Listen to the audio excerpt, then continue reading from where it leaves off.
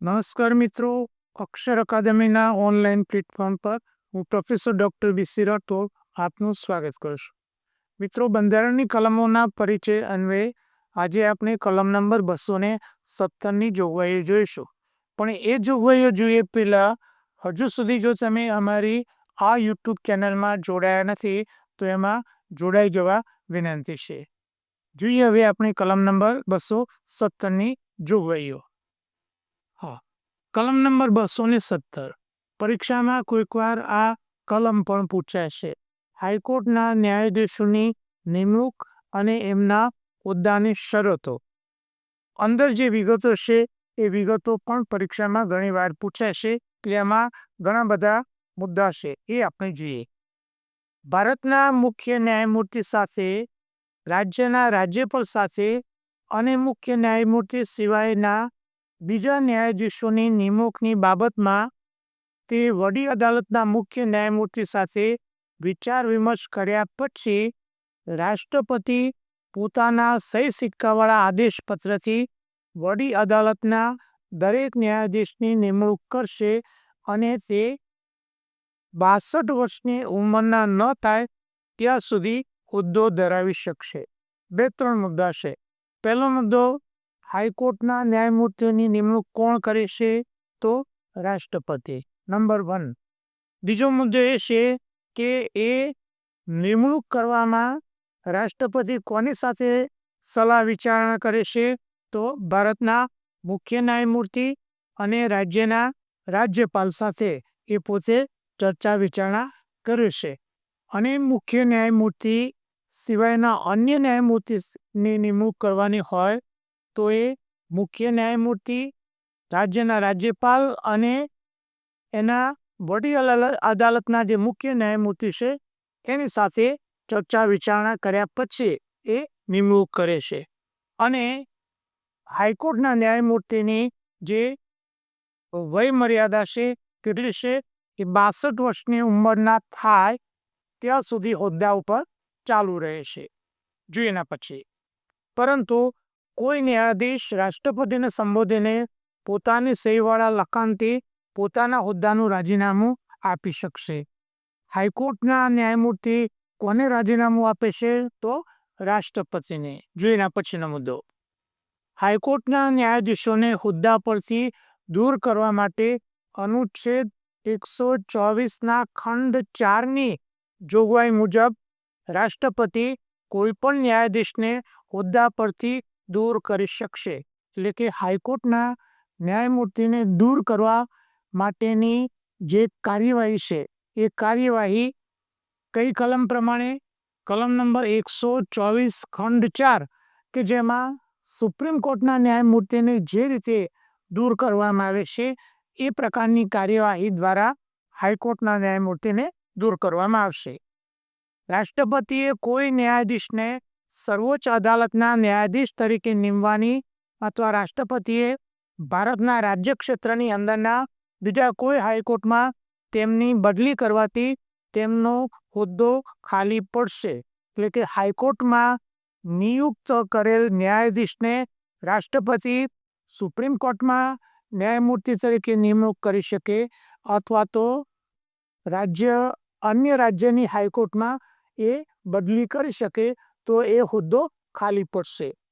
હા, હવે એમની લાયકાત છે. હાઈકોર્ટના ન્યાયમૂર્તિ કોણ બની શકે? તો પહેલો મુદ્દો, અહીંયા અગાઉ મેં કહ્યું તેમ જે લક્ષણો છે વ્યાખ્યામાં એ નેગેટિવ છે. તો અહીંયા કોઈ વ્યક્તિ ભારતની નાગરિક ન હોય. એટલે પહેલો મુદ્દો એ છે કે વ્યક્તિ ભારતની નાગરિક હોવી જોઈએ. બીજું, ભારતના રાજ્ય ક્ષેત્રમાં ઓછામાં ઓછા 10 વર્ષ સુધી ન્યાયિક હોદ્દો એને ધરાવેલો હોવો જોઈએ. અથવા તે હાઈકોર્ટ અથવા એક પછી એક એવા 2 કે વધુ ન્યાયાલયોમાં ઓછામાં ઓછા 10 વર્ષ સુધી વકીલાત તરીકેનો એનો અનુભવ હોવો જોઈએ. એક, ભારતની નાગરિક હોવી જોઈએ. બીજું, 10 વર્ષ સુધી ન્યાયિક હોદ્દો ધરાવેલો હોવો જોઈએ. અથવા તો હાઈકોર્ટ અથવા એક પછી એક એવા 2 થી વધુ ન્યાયાલયોમાં ઓછામાં ઓછા 10 વર્ષ સુધી વકીલ તરીકેનો અથવા વકીલાત તરીકેનો એમનો અનુભવ હોવો જોઈએ.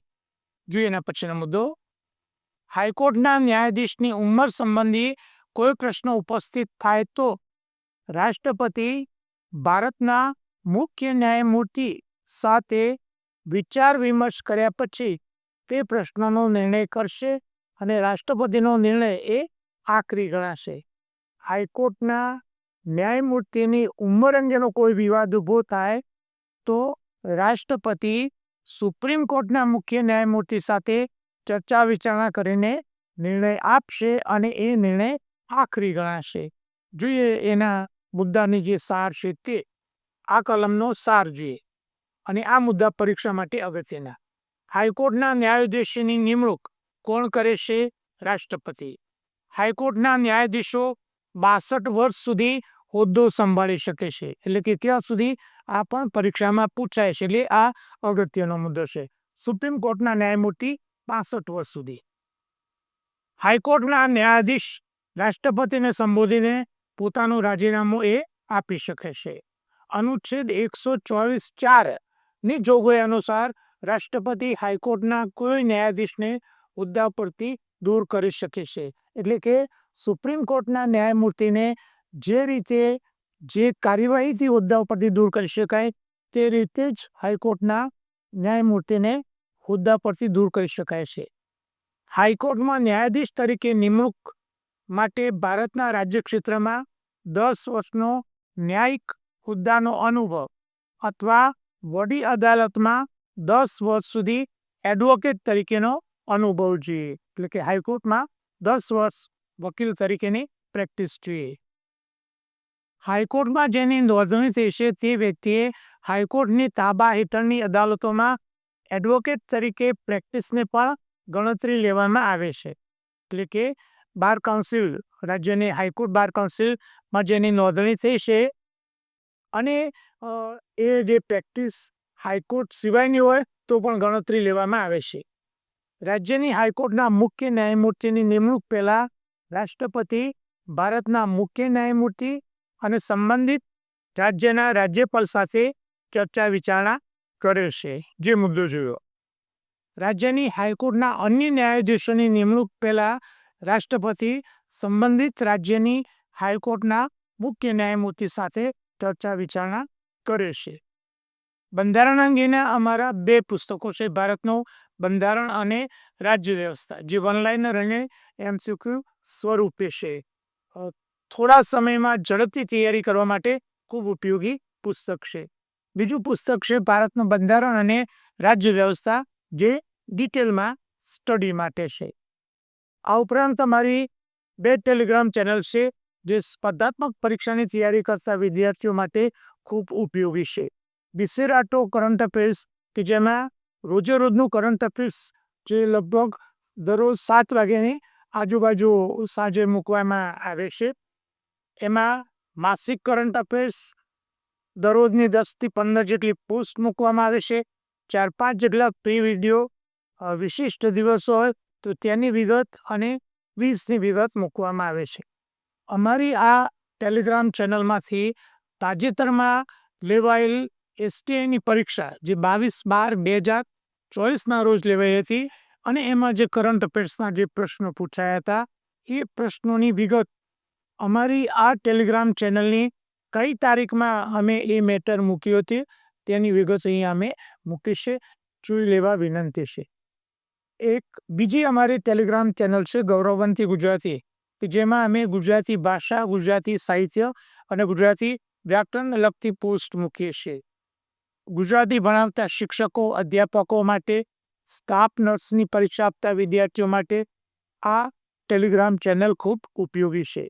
હજુ સુધી જો તમે અમારી આ બંને ટેલિગ્રામ ચેનલમાં જોડાયા ન હોય તો જોડાઈ જવા વિનંતી છે.